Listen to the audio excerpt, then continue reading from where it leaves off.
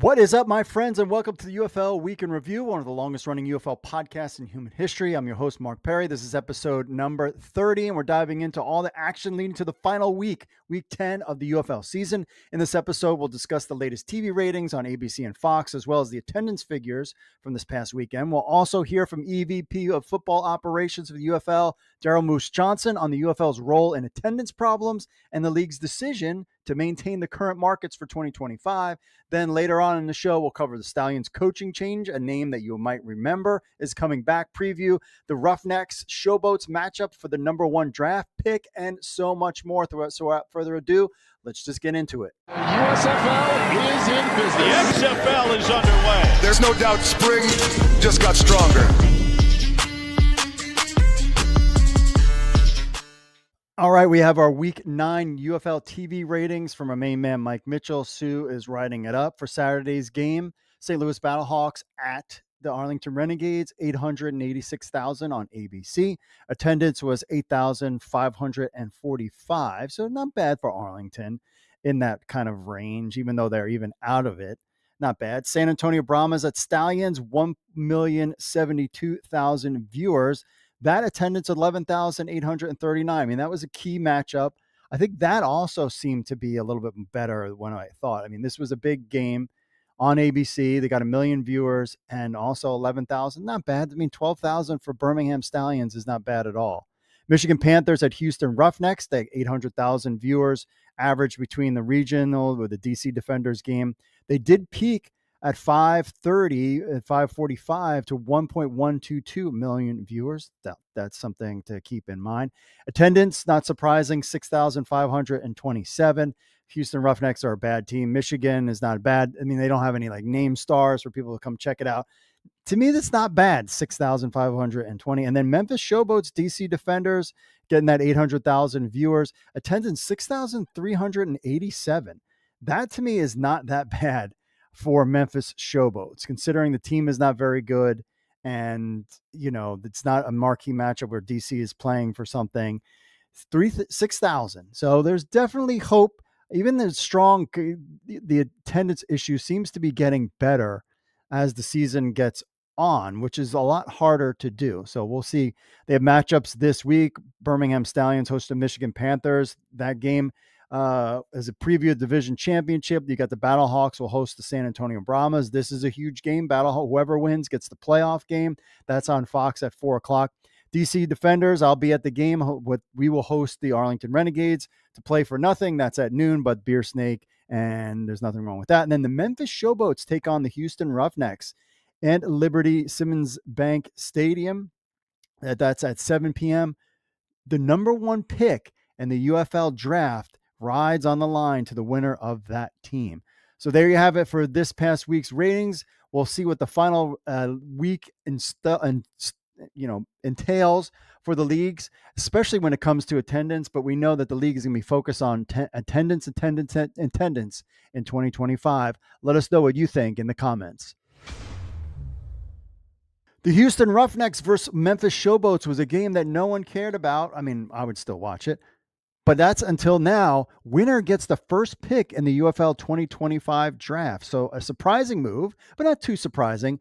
United Football League UFL Executive Vice President of Football Operations, Daryl Moose Johnston, announced that the winner of the upcoming game between the Houston Roughnecks and Memphis Showboats will be awarded the first pick in every round of the next UFL draft. This decision was instantly made a game that was meaningless into high-stakes opportunity for both teams.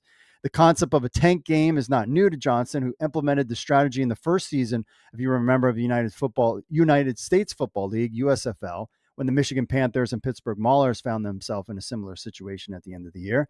Michigan Panthers emerged victorious, and look, they're a pretty good team now, so maybe it did help them. Who knows? So this is an incentive. I think it's a good idea. Of course, we've seen, the problem is, are players going to tank? No, because players need game tape. So they're not going to tank. They're going to play their hearts out for every game because they're trying to get back to the league, maybe on the last week, but still, these guys are trying to play for NFL interest. And if you're on the bubble for an NFL team, you want to bring it even for a quote unquote meaningless game. We also see, and this sets up for the future too, as what what happens when a top pick is not with the team. We know the DC Defenders lost Abram Smith and how that affected their season. So keep that in mind. But that's the final game of the weekend, 7 p.m. broadcast on Fox. Showboats are currently favored by 2 points. I think that the Houston Roughnecks will win. And basically this adds a nice little layer, a nice little dimension to close out the regular season. But also, in my opinion, whoever wins this game kind of gets some marketing gold going into the 2025 season. Selling season tickets, you can hype up to the fact that you have the number one pick in every single thing. We're definitely going to be a lot better next year. Get your season tickets now. We have the number one pick. Who is it going to be? Can you make a big splash with that number one pick? Now that you don't have any kind of merge drafts or any of that kind of stuff, it's just a straight draft. So I think that's a little marketing gold for whoever wins the game. And now a game that I probably wouldn't have tuned into, I am very interested in that game now. They should do, if they could do this, and I don't know how, you can't really plan it, but to do something like this every year, I think would be a great incentive. So let us know what you think in the comments. Hey, football fans! Just because the NFL season has wrapped doesn't mean the thrill of fantasy football has to end. Introducing NewsHubFantasy.com, your year-round fantasy football haven. Dive into the action with the United Football League and Canadian Football League. Whether it's the UFL's dynamic plays or the CFL's strategic battles, we've got you covered with fantasy leagues and weekly pick'em games that keep the competition fierce and the stakes high, all season long. Best of all, it's absolutely free. Join existing leagues to challenge the community, or create private leagues to compete with friends.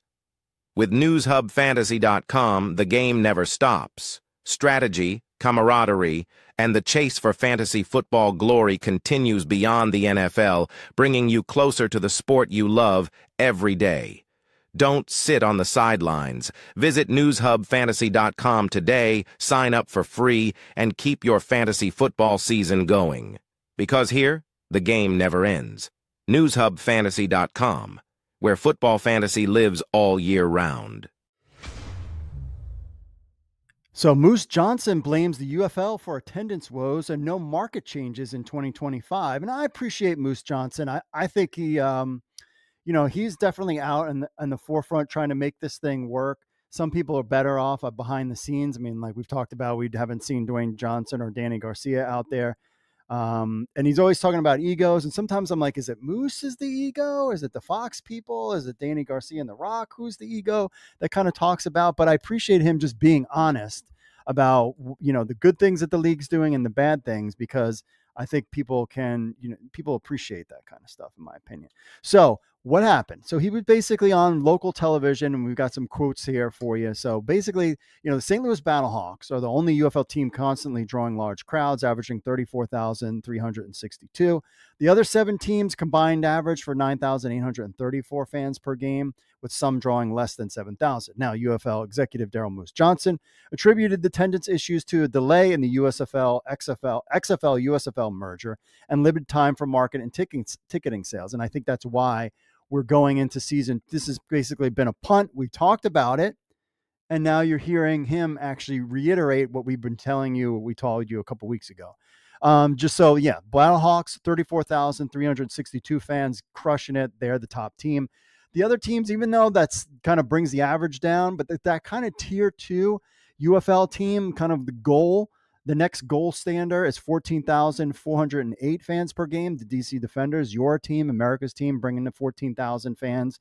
I think the low point is about 12,000. And the Brahmas, who I think could surpass the DC Defenders, they're averaging 11,887 per game.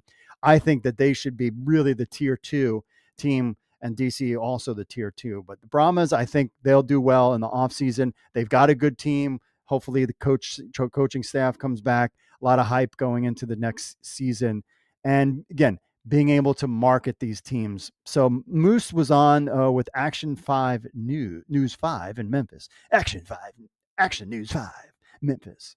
Talking about all this stuff. He said, quote, "I think there's responsibility on our side with not getting the XFL USFL merger done as quickly as we hope to." He told them He explained that the league's short existence combined with the delay in merger left little time for teams to establish their marketing and ticket sales strategy 100%. Johnson goes on to say that the 2025 season, there will be no changes to markets, something that we have reported on UFL News Hub. He says, quote, "I don't see any changes in the markets. There was talk and ongoing talk still about expansion. We're going to have a decision on that soon. We've talked to you about that. That could be the only thing that would have changed. It would be great for us and a lot of people's opinions to be able to stay status quo and get our feet underneath us and have a really strong season 2. That's the word that we're hearing on the street, is that everything is going to just kind of stay at the status quo, maybe bring in some new people. I don't know about getting rid of people. And then just kind of giving themselves a full off season with training, the showcases. They like the showcases. They'll definitely do those again. They've already planned for showcases. We're seeing more kind of sponsorships come in the fold. You have Fox on Friday nights using that time slot for UFL games, which will be fantastic. So I think all of those things considered, I think that's kind of where they're playing. Let's just keep it as is. We'll focus on hitting the markets better, getting more season tickets. I did get a notification about putting deposits on for season 2 tickets or something. That's coming soon. So there is no expansion on the horizon unless something drastically changes. So moving forward, Johnson and UFL remain committed to improving the league's overall performance and fan engagement. He said, "I think that one of the most important things for us in the USFL was as quickly as we came together and made it through season 1, we all knew that there were areas where we could be a lot better. I think season 2, we're in those areas." He's basically talking about how it was like after season 1 of the USFL. Now they're going into season 2, similar kind of stuff. Would love to see us have opportunity to do that in the UFL going into season 2 and just be better at all those areas. We put ourselves in a tough spot because of the timing of the merger. So there you have it. So no expansion, keeping the status quo. Memphis stays. And what are your thoughts? What are your thoughts on? I don't have a problem with it. I think keeping the status quo. I'm a little concerned, about coaching turnover and maybe trying to do more budget cuts, that kind of thing. But overall, I mean, if they keep things a status quo, maybe ditch the United States USFL PA, and if they were able to hook up with the NFL PA, that might be a pretty good thing, a selling point for the next season. But definitely, once you're going into season 2, very early on, you need to start teasing about expansion teams, because that's expansion. People don't understand. Expansion teams get people excited because they want a team in their market and they want to be able to connect with the league. And sometimes if you live in New York, you're not going to want to root for DC, or you can pick a secondary team. But I think having more options out there brings in the fan base, makes the fan base bigger. And attendance. Why do people care about attendance and ratings so much? Those are the 3 things that people want to talk about the most, because attendance and ratings kind of give you an idea of the health of the league. That's the only barometer we have. And that's why fans are so interested in those 2 numbers. And if they see that it's looking good, they'll invest more of their personal energy and time into the league going into season 2. And that's why those things are important. But overall, the season 1 was good. I think what they have everything in place. Is just a question of what season 2 will bring and the off season. But it's going to be, hey, it's the final week of the season. We made it through. Sometimes we forget about the AAF and the XFL 2.0. And we are finally at the home stretch, looking for exciting games to close out the season and a little bit of an exciting playoff run. That's going to be interesting to find out whether St. Louis or some of these other teams make it. But overall, now we've kind of set the bar. This is kind of where they're thinking. And now we just get to look forward to an off season of no drama and then going into season 2. So the Stallions lose defensive coordinator and they hire the Vegas Vipers head coach Anthony Blevins to assist. So in an odd turn of events, the 8-1 Birmingham Stallions lost their defensive coordinator at the end of the season due to health concerns. That's what we're hearing. Coach John Chavis has moved on, and in his place, the Stallions have hired Anthony Blevins. But hold on a second. Now, the Stallions have lost their defensive coordinator, a significant loss considering he was one of the core coaches from their 2 championship runs. However, as one of the most well-equipped staffs in the league, the Stallions should be able to weather the storm. Corey Chamberlain steps in as the defensive coordinator. He has now tabbed as the interim defensive coordinator to finish out the season. Very experienced coach, won 5 championships in his coaching career, including the first year of his coaching career. He also had 2 previous stints as a defensive coordinator. First came with the Hamilton Tiger Cats. He was with them. Michigan Panthers, who served under current Michigan Panthers offensive coordinator, who was Ticats head coach at the time. So he's involved with the CFL, Toronto, XFL, Stallions, etc. So he is now the defensive coordinator. Blevins is hired as he stepped away. Remember, Blevins was hired to be the Vegas Vipers head coach in 2023, just before the merger was announced, erasing his team with Haley and Hines Ward replaced by John DeFilippo and Wade Phillips. That left 6 coaches without positions. He was one of them. He had no hard feelings. Sam actually has a great interview with him. You want to check that out. He was just happy to give him the chance. But his title is defensive assistant and has been assisting with the defensive backs and linebackers. So that's where his role will be. Now, the interesting thing here is Blevins is a native of Birmingham, attended Pleasant Grove High School in Alabama, later committing to UAB. Didn't stop there. He played 3 years of professional football with 3 different leagues. All 3 teams were located in Alabama. This is ironically his first coaching job in Alabama. Blevins is Birmingham born and bred. Now gets to return where it all began and attempted to win his first championship. Now, it would be a fitting end to a whirlwind year for him. There have been whisperers out there, and this is true, that Skip Holtz could step away after a 3rd consecutive championship season. Could Blevins be the one in-house replacement? Now, I would assume that they were paying him when he signed probably a guaranteed, usually the coaches signed a 2-year guaranteed contract with the UFL. So they had to pay these guys. And that's why some of the things we're hearing is that maybe the coaches, the head coaches in the leagues might step down if there are budget cuts to their contracts because they signed a 2-year contract. So it would be interesting if they put Blevins in here and wanted to give him a coaching shot with Skip Holtz. Maybe if he wins 3 straight championships and then they give him a pay cut, he might just be like, I'm out, I'm done. This could be the last big run for the Birmingham Stallions. I hope he does stay, but Blevins would then clearly a Birmingham born and bred guy would be a perfect replacement. So that's something to kind of keep your eye on. All right, let's get into the DFS picks for this week. Again, been doing bad all season long. This week, it's a final week of the season. It'll be tough to kind of pick, but here's what I'm going with. Luis Perez and Darius Victor, running back and wide receiver. Quarterback and running back. Victor had a good week last week. Memphis, I would just give him the ball. Hopefully that game is close and it has some meaning for both teams. Hall from Houston has been great all season long. I'm going with Sal Cannella against my America's team, DC Defenders. Luis Perez, Sal Cannella connection has been hot all season long. Wouldn't be surprised to see them upset the DC Defenders. We'll have to keep an eye on that. Vinny Papali, always got a consistent guy, maybe gets a touchdown in that Houston-Memphis game. Alex Ellis, putting him at maybe the seems to be one of his favorite targets for Jordan Ta'amu is Ellis. Maybe he finishes strong. He had a good game last week. Maybe he can finish this week at 4,400. And I picked the Panthers defense at 3,600. But I have been doing great. I'd love to see your picks in the comments. Jim has got Perkins, which he played well. He really could. It'd be very interesting to see how Michigan and Birmingham play this week. That's the only reason why I'm kind of staying away from him. I just don't know what the plan is because they all don't want to. They're going to play each other next week in the conference championship game. So I'm concerned to see how they do there. He's got Victor. He's got Dawood Davis. Always a good start though. He had a bust last week. Hall. We both have Hall. He likes Mariner. He's had him all season long. He's a boomer bust kind of guy. Mitchell from St. Louis, and then the DC Defenders defense rounds out his picks for DFS. On my weekly picks, the final week of the season, Michigan Panthers at Birmingham Stallions. Stallions are 8.5-point favorites, 43.5 on the over-under. I'm taking the Panthers. I'm taking the over on the spread, but I'm taking the Stallions. I think this is going to be a close game. I don't think they're going to whoop up on them. That's why I picked the Panthers. I wouldn't be surprised if the Panthers beat them, because there is blood in the water, but it just depends on, this is kind of a meaningless game. They're already going to be back there next week.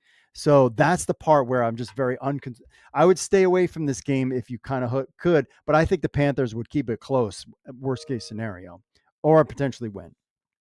Brahmas at St. Louis Battlehawks. I've got the Brahmas. Battlehawks are -2.5 without AJ McCarron. And even if you get AJ McCarron, he's hurt. 42.5 is the points. Chase Garbers is now getting back into the swing of things. I've got the Brahmas. I think the Brahmas can win this one. Sorry, Cacao Nation. I think got the Brahmas. I've got the over, and I got the Brahmas with the money line and the spread there. Arlington Renegades at America's Team, DC Defenders. Your last weekend of the Beer Snake returns. That's on Sunday at noon. I got Defenders are -3 and 46.5 is the over/under. I'm going with the Defenders, but I wouldn't be surprised if our Defenders have been kind of Jekyll and Hyde all season long.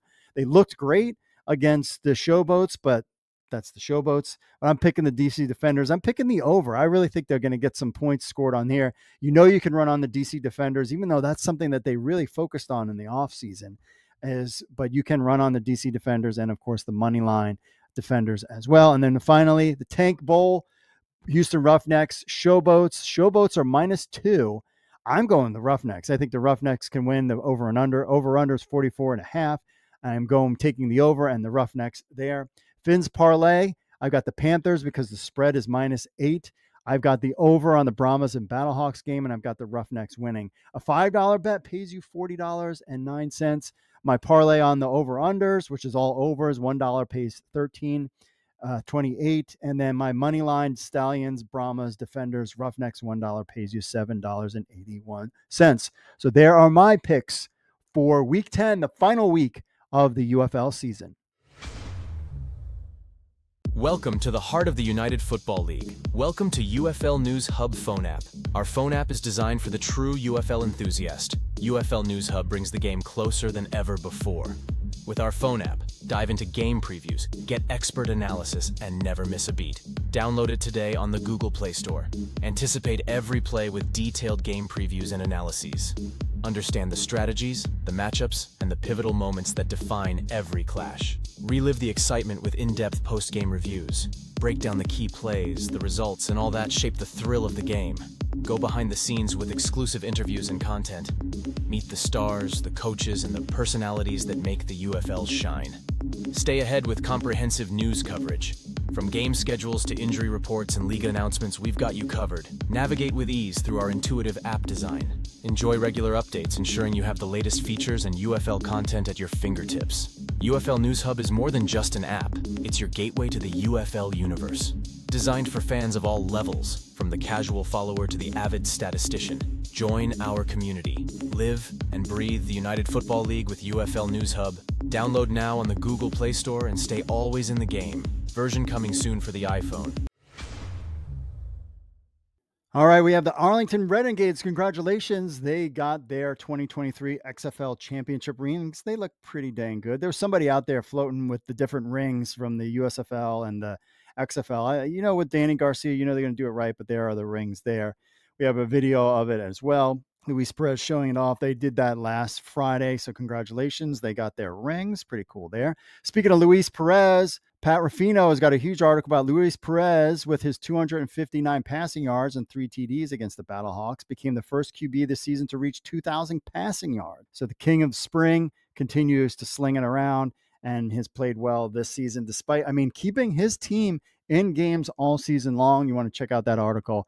Check out UFL News Hub on that. And of course, the UFL continues to make, they don't make all these announcements but these are Kitman Labs launches a performance medicine solution, they are a SaaS-based sports science and technology company. And they have a partnership with the IP Intelligent Platform will enable UFL and teams to unify, consolidate, and standardize league-wide medical documentation and data, collaborate and align relevant internal stakeholders, both across enable practitioners to spend less time getting data, establish solid and complete data set, analytics, et cetera, et cetera. So more partnerships coming for the UFL this season, and I would expect to see more during the off season as well. All right, let's wrap up the show with some emails. Jim says, it occurs to me that while we're intelligently discussing where to place a team to make the most money, it seems like this is a secondary concern for these egocentric owners. The Rock put his team in his town. FedEx guy, the same thing. This league needs to decide where the teams go rather than stupid big money. San Antonio, for instance, suffers from being in Texas, which is across a state border that has ramifications for drug laws. if I take my stoned self to a game down there, I incur a risk. And look at on the map. Do you think Mexicans are a prime audience? Move to Albuquerque and I'll see you there. Otherwise, not, I'll pass. So talking about the moving, teams. And remember, they kept 3 teams in Texas for financial purposes, logistically also. And San Antonio was a location that they were looking at moving to if the XFL had just continued doing their thing in 2020, they were already looking at San Antonio. So they wanted kind of San Antonio. Gail says, talking about the number of teams, start dates, and all that behind the scenes that you heard last week. Now you hear Moose Johnston talking about, and he says, how is this progress? Maybe staying around another season? Teams get their own owners. I'm disappointed that they just admitted failure, no expansion, not going back to markets. They are in trouble. They say they are happy with this early. And then according to the author, they offer nothing more than the same old 8 teams and nothing more. I think you'll get more of the same teams, but you're also going to get more, more marketing, more those kind of things in the local markets. They want to make sure they have a good playbook. And I think that they feel like they have a good playbook in some locations and not others. They can apply that to these locations, have a full off season of trying to get ticket sales up and interest in the league, then let it roll in season 2. And I would agree with you. If we go into season 3 and nothing has changed and there is no expansion, then yeah, there is concern. But Mike Mitchell has talked about it, that, they're trying to see after year 2 what this kind of looks like. And I think we're all right for a season 3, but year 2 is going to be interesting because you could expand to 2 teams and add 2 new teams. But if you go into year 2 and attendance drops and interest drops in the league, that's a bad sign. So they want to see if they can build off of year 2. This was critical, and I think we passed the test. Year 2 is the make or break year, definitely. I see, because if things start to scale back, then who knows what's going to happen. But if things progress forward, we're good. They could, like they said, this season is a mulligan for everybody there. Don checking in, could call my friend. Well, here we are, the final week of the regular season. As a league, you want these final weeks to matter, and I think they got what they wanted. Even though we already know which teams are making the playoffs, these games matter. First of all, the team that wins between San Antonio and St. Louis will host a playoff game, and that brings a certain home field advantage. But even still, both leaders in both conferences are playing each other back-to-back, and it's very hard to beat a team back-to-back. Anything can happen. I agree. It's hard to beat a team back-to-back. That being said, I hope the Battlehawks can play their next 3 games at the Battle Dome and win out. Look forward to seeing you in St. Louis. Yes, Don. We will be hanging out with Don and some more of the cast of characters in St. Louis as my wife and I travel to check out the championship game. We're super excited to get away with all the craziness that has gone on this has been a crazy start to a year. Hopefully we can have a good time at the end of the season. So if you want to be part of the show, email podcast@uflnewshub.com, 888-430-7692 extension 3. Leave us a message on there. We want to hear from you. Next week's show is all about your reaction to this 10 weeks of the season. Give us the grade. We want to hear A, B, C, or D on how you think the UFL did this year. What could they improve on next year? Let us know in the comments. Let us know for next week's show and shoot us an email and be part of the show. So enjoy the week. We will be at Walters before the game, as always, then head over to the DC Defenders game. Hope to see you there. Say hello. I don't know what you look like. You know what I look like. Say, hey, Mark, I love the show. And talk to my wife because she's more interesting than me.